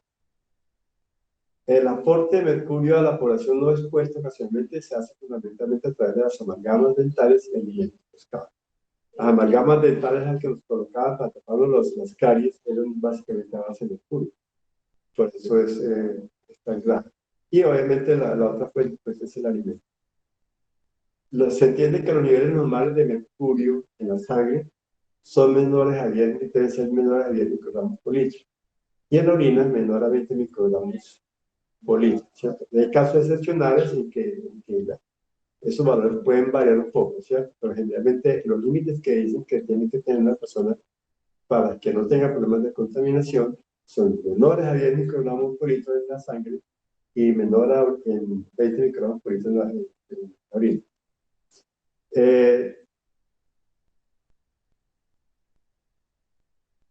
Generalmente la afectación de mercurio a la salud humana prácticamente se le deriva a la presencia de mercurio en la naturaleza, ¿cierto? Y es que el mercurio, el gran problema del mercurio es que el mercurio a temperatura ambiente se volatiliza. Ese es el gran riesgo de trabajar con mercurio. Por ejemplo, cuando uno le daban se rompió un termómetro, uno era feliz jugando con esa bolita de mercurio. Realmente uno no sabía el daño que se estaba haciendo, que el mercurio se volatiliza. Ese mercurio tiene características muy especiales. Es el único elemento que a temperatura ambiente es líquido. ¿Sí? Es líquido, es el único elemento de la naturaleza que es líquido a la temperatura ambiente. Todos los demás son sólidos. Y los puntos de ebullición o de fundición son muy diferentes a lo de los demás elementos. Entonces, por eso se volatiliza fácilmente. Por eso, donde hay mercurio, es muy complicado trabajar porque eso se convierte en una atmósfera de mercurio.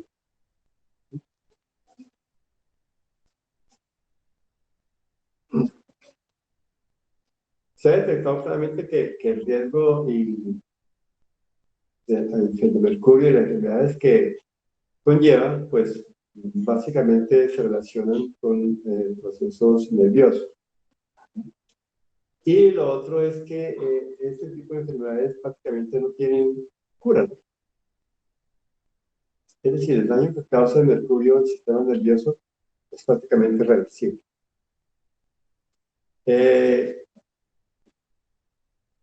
Generalmente en el humano se toma una medida como para poder referenciar los contenidos de mercurio, que básicamente son los niveles en sangre y en orina. Son los más eficaces. Obviamente hay otros indirectos, como el medir en el pelo, porque también el folículo piloso tiene un alto contenido de grasa, pero no se puede allá. Entonces, son lugares que se pueden determinar exactamente la concentración de mercurio en el organismo, ¿cierto? Cuando se expone un grupo de personas al mercurio elemental por compuestos orgánicos con niveles de mercurio inferiores a 70 microgramos por litro en sangre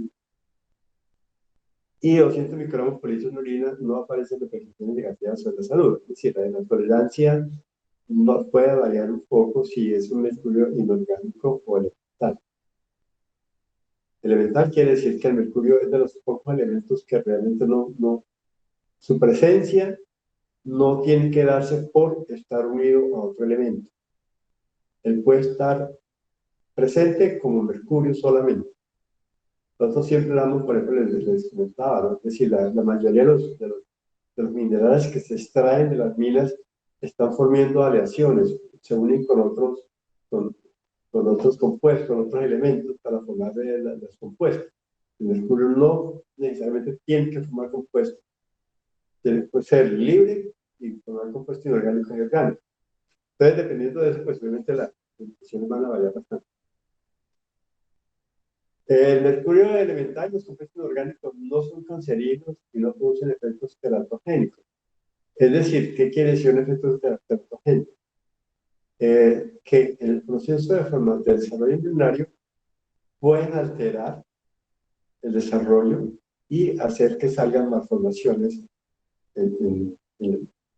cuando nacen ya las personas. Cuando se produce el nacimiento ya salen con malformaciones.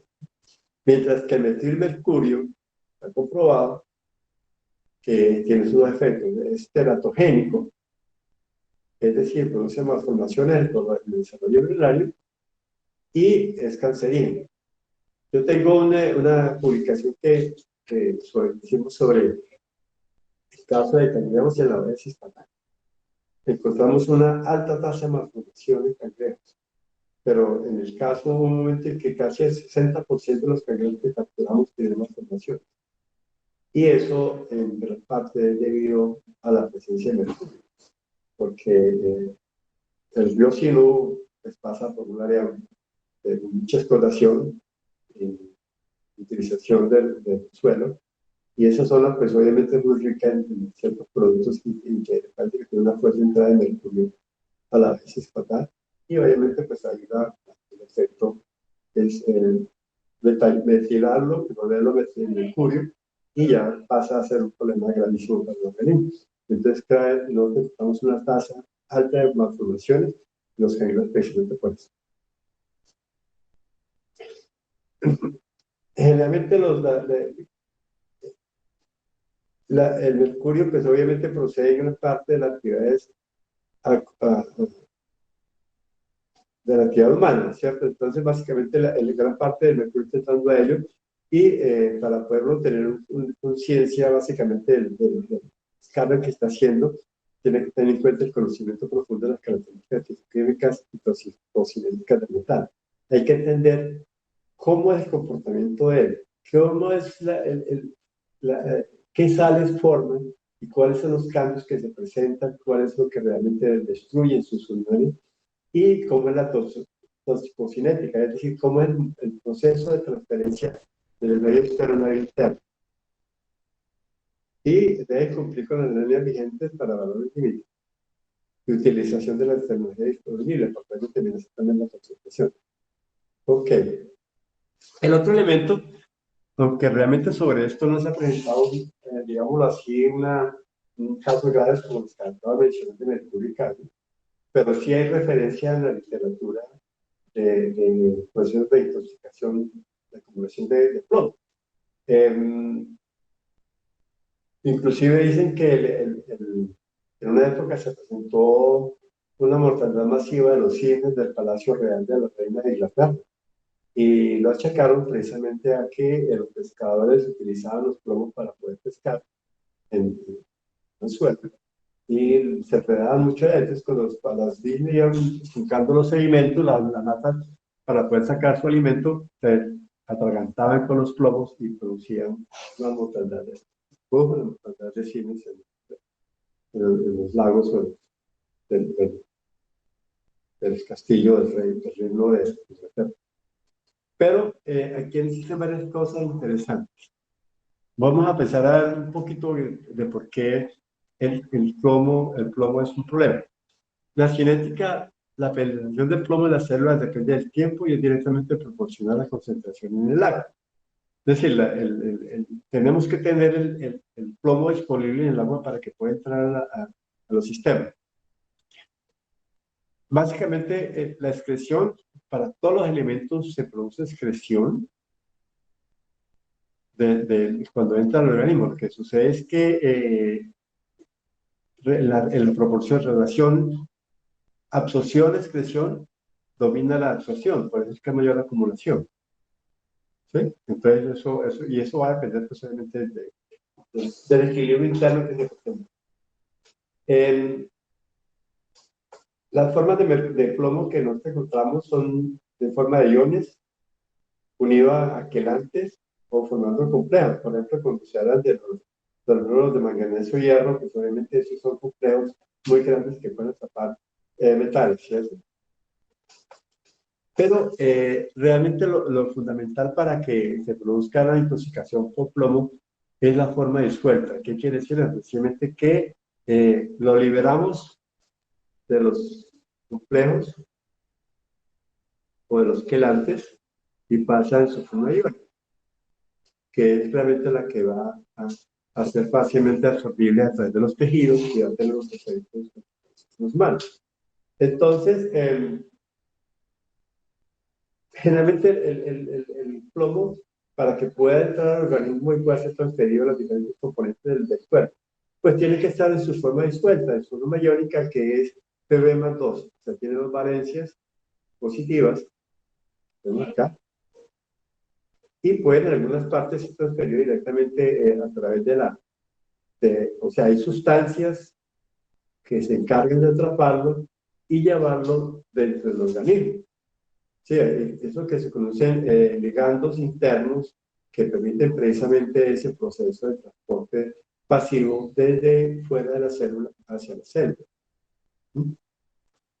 Pero lo que se ha encontrado es que el plomo entra en una competencia muy fuerte con los iones calcio. Inclusive hay artículos donde describen el uso de las valvas para relacionarlo con la contaminación por plomo, por ejemplo en bivalvas, en almejas. Entonces, como ellos transfieren gran cantidad de plomo después del calcio, entonces eso les permite a ellos que medir en las valvas, en las conchas de las almejas, y poder decir cuánto era la contaminación que existía en el organismo. En este caso, ya hemos mencionado las metaloproteínas. En este caso no tienen un papel importante, ¿sí? Lo otro es que, a pesar de que se forman sales orgánicas de plomo, no se ha detectado que haya una transferencia del plomo orgánico a través del tracto digestivo. Es decir, no hay una amplificación biológica como sucede con el mercurio. Bueno, entonces miremos los casos en los cuales se ha reportado una contaminación por plomo, que obviamente, pues, en algunos casos, un poco más de teoría, pero vale la pena. El primer caso que se reportó de plomo en humanos corresponde a un estudio que se publicó en el 2018, ¿sí? Y que relacionaba el descubrimiento que se hizo porque analizaron los restos de niños de Neandertal, que básicamente encontraron dientes, restos de dientes y analizaron el contenido de plomo en los dientes y detectaron que prácticamente hace aproximadamente 250.000 años ya estaba la contaminación con plomo. Por eso es que digo que en el momento en que el hombre aparece en la Tierra, empieza la contaminación. Entonces, el descubrimiento se hizo en el sitio arqueológico Paille, en Ardèche, en la región del sureste de Francia, y demostraron que los dos menores tenían unos altos contenidos de plomo en sus esmaltes dentales.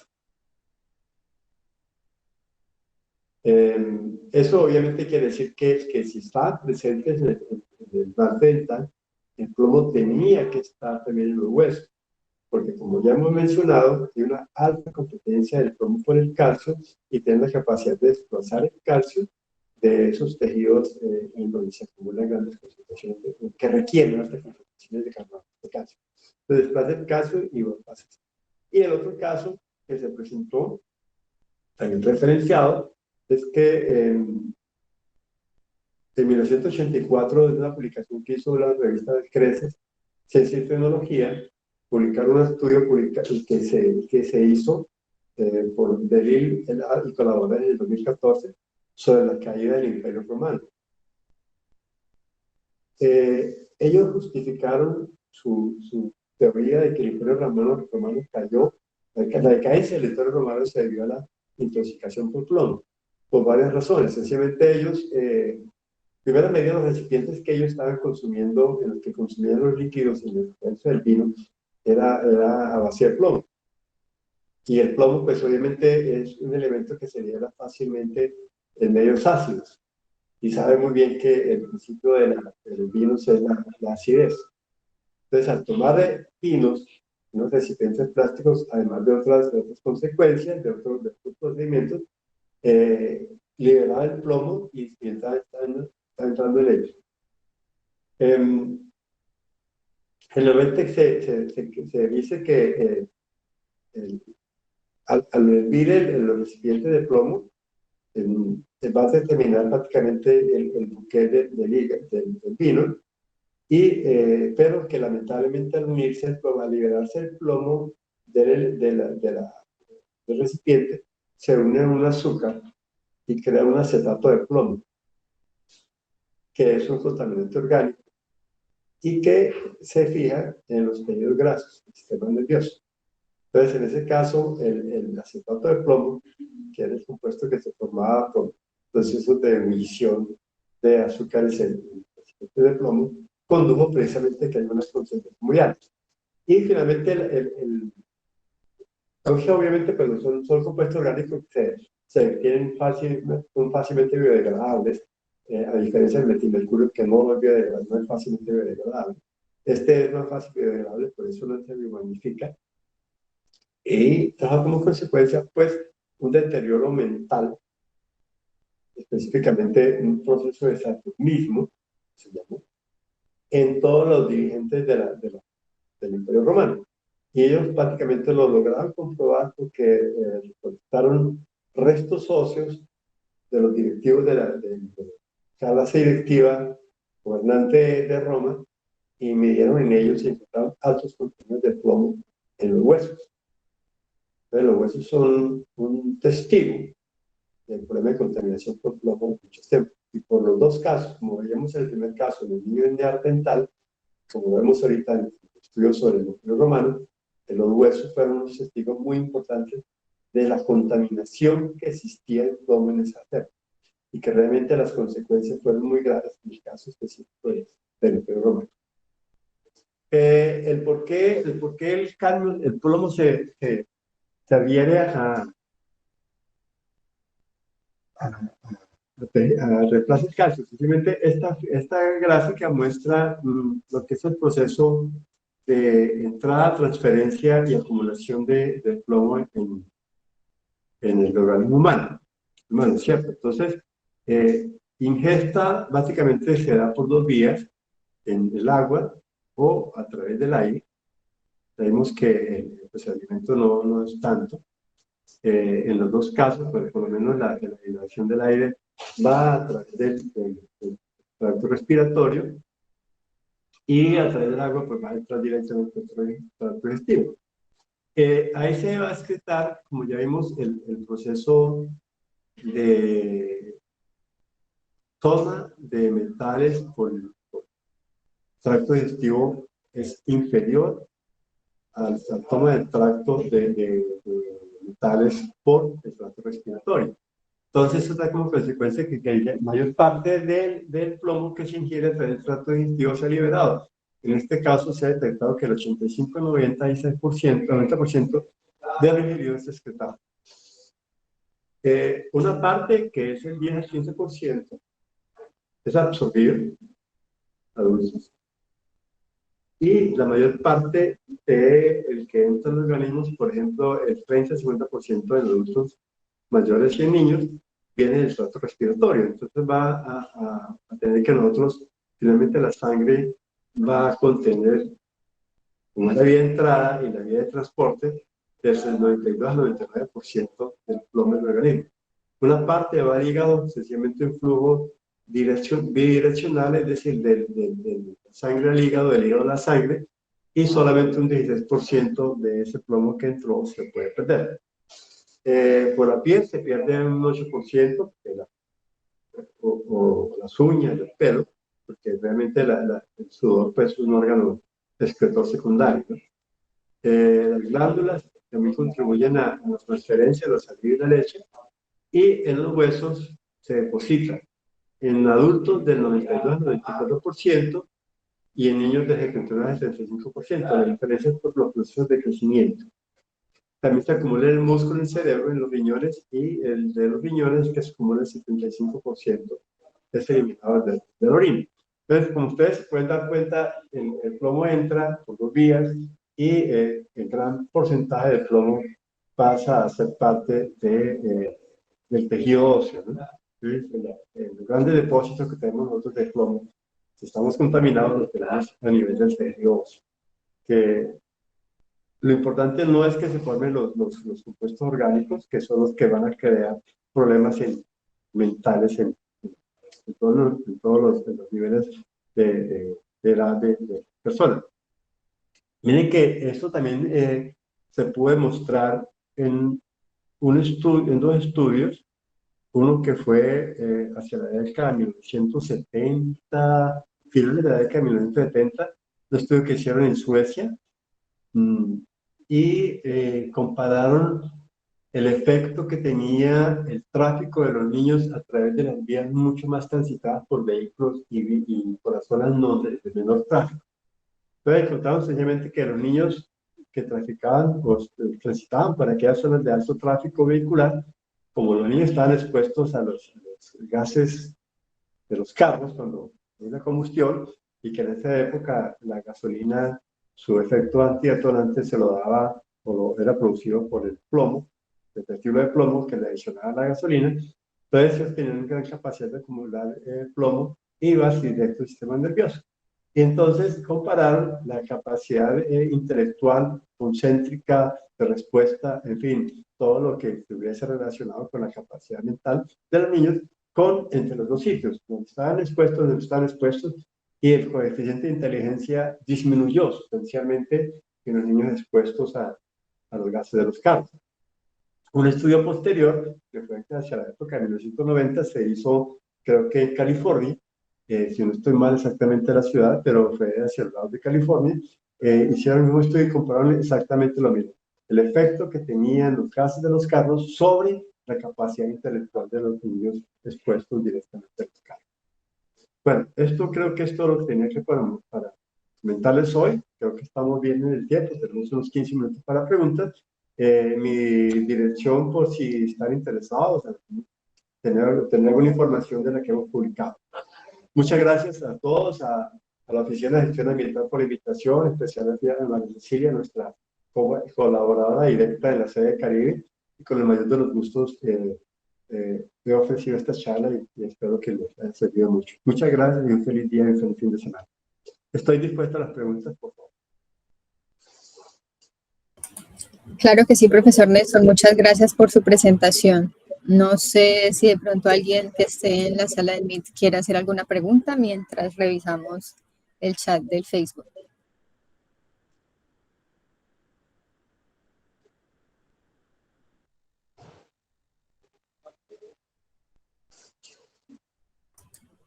Sí, Jaime. Gracias, María C. Pues nada, agradecer la charla del profe. Digamos que quienes no tenemos un bagaje o unos sustentos técnicos para poder como profundizar en la reflexión, sí, particularmente me queda claro la importancia de conocer el panorama y generar acciones que permitan que situaciones un poco que lo tocan a uno se puedan propiciar desde la misma universidad en nuestro compromiso de defender pues, el patrimonio ambiental del país, de también propiciar a través de la investigación, a través de trabajo conjunto con nuestros estudiantes, con nuestros grupos de investigación, aprovechando el sentido de nacional que tiene nuestra universidad y de un trabajo articulado desde los diferentes expertos para pues contribuir en que la situación se mejore, en que podamos estudiar este tipo de hechos y cómo revertir pues situaciones adversas y propiciar incluso la concientización de las poblaciones, de los pescadores, de las grandes empresas, o sea, realmente mover al ser humano y hacerlo entender desde la óptica de lo científico, desde estudios tan profundos como los que nos ha presentado el profesor, que es necesario pues retomar y replantear acciones, sino pues realmente nuestros ecosistemas no van a aguantar tanto. Entonces vuelvo y digo, me disculpan que no tengo el bagaje del lenguaje técnico frente al tema, pero sí agradecer que queda en nuestra conciencia y queda en nuestro pensamiento, en nuestras reflexiones, las necesidades de seguir mostrando cuál es el panorama y propiciar acciones que reviertan pues condiciones adversas para nuestros entornos. Entonces, de verdad, muchísimas gracias, profe, gracias por compartir con nosotros este espacio de reflexión. Y una cuestión importante es que este tipo de charlas, estas actividades quedan enmarcadas en nuestras listas de reproducción de nuestros diferentes canales, entonces esperamos pues que se pueda multiplicar este conocimiento, esta generosidad de conocimiento que nos comparte el profe el día de hoy. Muchísimas gracias. Pero me da todo gusto. No, y precisamente por eso coloqué al final mi dirección, pues por si existe interés, pues obviamente con la mayor de los gustos doy respuesta a las inquietudes o en los casos necesarios, pues aporto a la literatura pertinente que se requiera. Pero no te lo gusto. Muchas gracias, profe.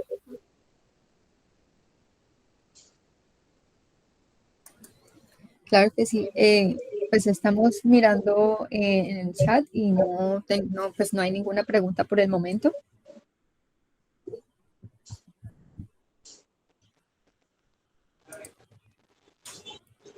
Bueno, por acá tenemos una pregunta de Lice Estefanía Lara Quiñones. Le dice: muchas gracias, profe, por la presentación. Actualmente se habla mucho sobre este tema de bioacumulación de metales pesados y ahora hasta microplásticos. ¿Cómo afrontar medidas para la seguridad alimentaria de la población, en especial en las zonas donde este tipo de alimentos es parte de su alimentación diaria? Esa es una pregunta importante, pero realmente difícil de responder, porque es que nosotros nos enfrentamos a la dualidad de querer defendernos de algo, pero también nos enfrentamos al problema de que esa defensa puede llevar a problemas económicos de los que manejan ese tipo de recursos.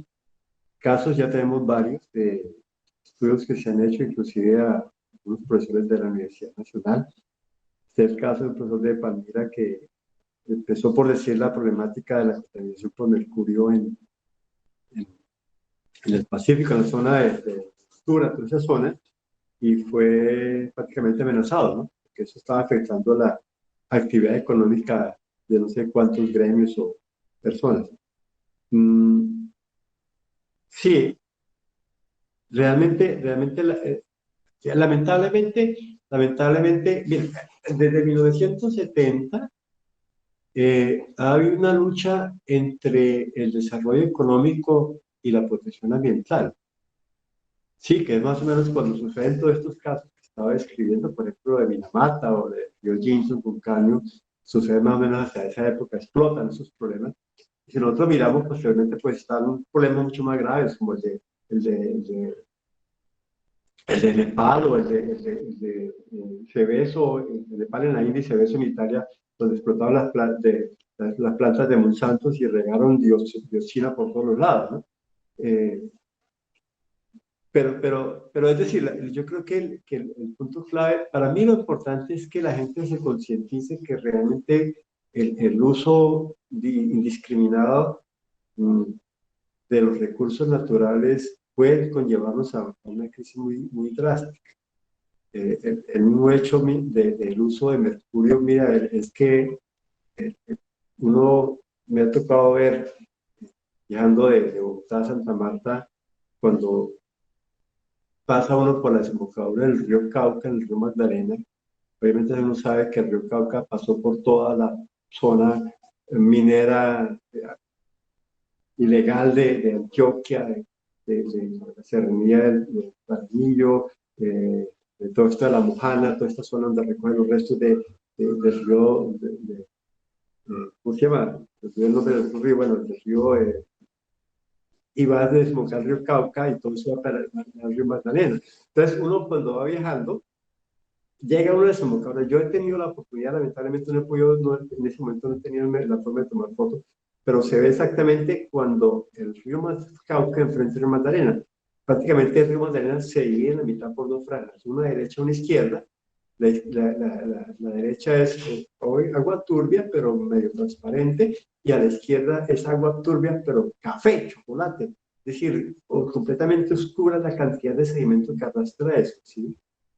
Entonces, si nosotros no damos conciencia de eso, y la minería ilegal realmente es posiblemente la que más está afectando en el caso específico del Mercurio.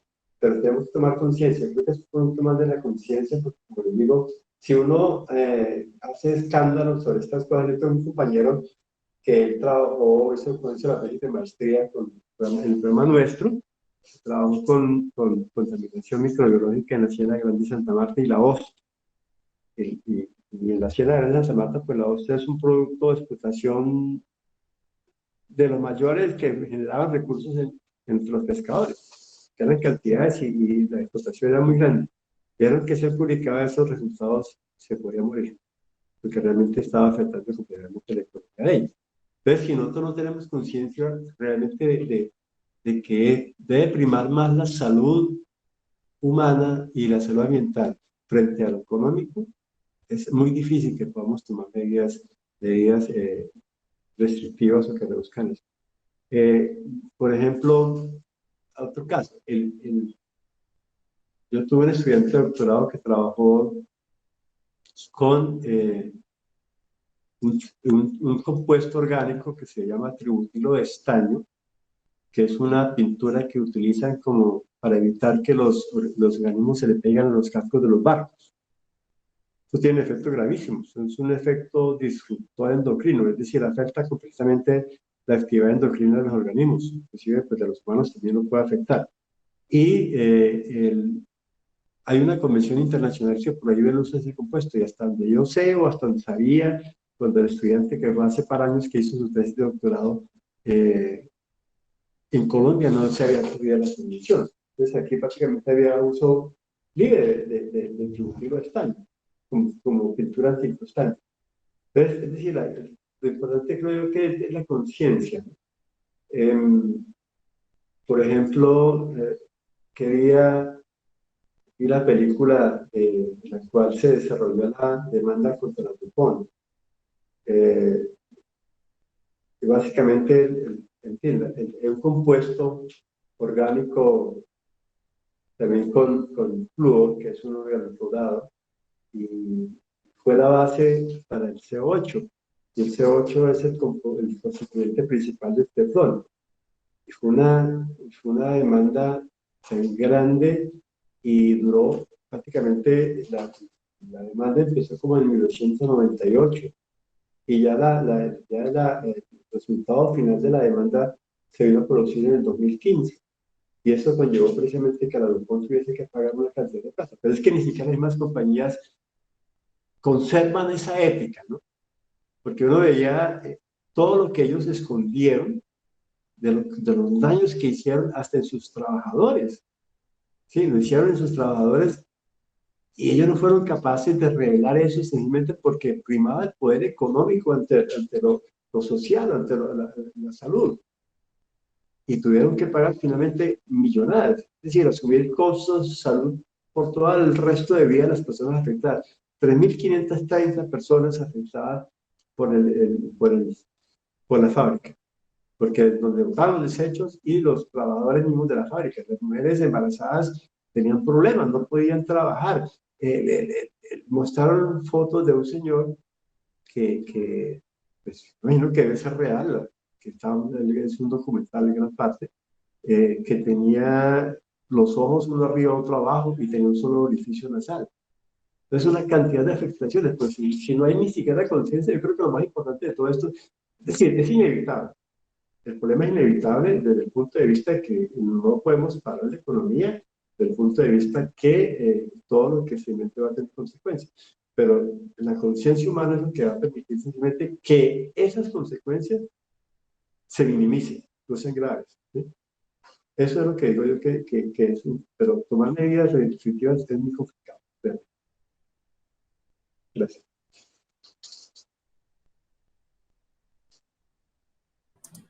Muchas gracias, profesor Néstor. Hasta el momento pues no tenemos más preguntas.